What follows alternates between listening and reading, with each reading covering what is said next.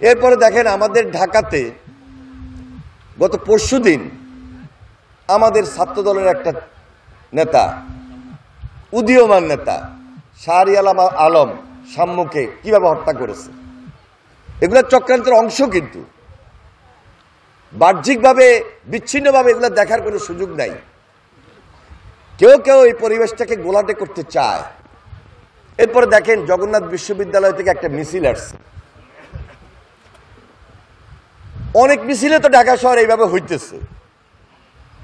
এদের সঙ্গে বসতে হবে, এদের প্রতিনিধিকে নিয়ে আলোচনা করতে হবে, আলোচনা করে আবার বিদায়ও দিতে হবে।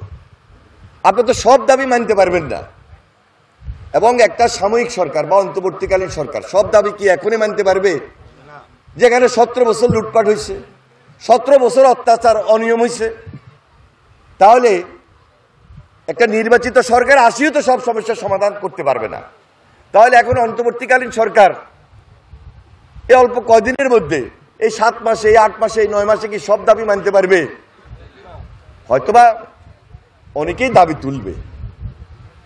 আবার এই আলোচনাগুলো করতে হবে, সমাধানের চেষ্টাও বাইর করতে হবে। কিন্তু ওইখানে পুলিশ যেভাবে আবার পিটাইছে, এটাও কিন্তু ঠিক করা নাই ছাত্রদের উপর। এর ভিতরে আবার ষড়যন্ত্র ঢুকছে। তাহলে ষড়যন্ত্রটা কি? এই পরিবেশটাকে উত্তপ্ত করার জন্য, ভোটের পরিবেশটাকে বাধাগ্রস্ত করার জন্য, স্বাভাবিক প্রক্রিয়াটাকে অস্বাভাবিক রাখার জন্য একটা চক্র, যে বললাম অর্থ করে নিয়ে বসে আছে, তারা দূর থেকে এই কাজগুলো করাইতেছে। আবার একজন উপদেষ্টাকে পানির বোতল মারা, এটাও কিন্তু কম ষড়যন্ত্র অংশ না। যে এক পক্ষ আরেক পক্ষের মধ্যে যদি এইভাবে লাগিয়ে দেওয়া যায়, একটা অস্থিতিশীল পরিস্থিতি সৃষ্টি করে দেওয়া যায়, তাহলে আমাদের যে টার্গেট, আমাদের যে ভবিষ্যতে ভোট, যার জন্য আমাদের এত আন্দোলন সংগ্রাম, আমাদের যে একটা গণতান্ত্রিক ধারা, একটা গণতান্ত্রিক প্রক্রিয়া, এটাকে বাধাগ্রস্ত করার জন্য এই গভীর ষড়যন্ত্র চলতেছে। কিন্তু একটা ষড়যন্ত্র কিন্তু চলতেছে, এটা একটা অদৃশ্য শক্তি। এটা খুব বারবার দেখা যাচ্ছিল না, এখন এটা কিছুটা হইলো একটা দৃশ্যমান হইতে যাচ্ছে, কিছুটা বোঝা যাইতেছে যে কারা এই প্রক্রিয়াটাকে বাধাগ্রস্ত করতেছে।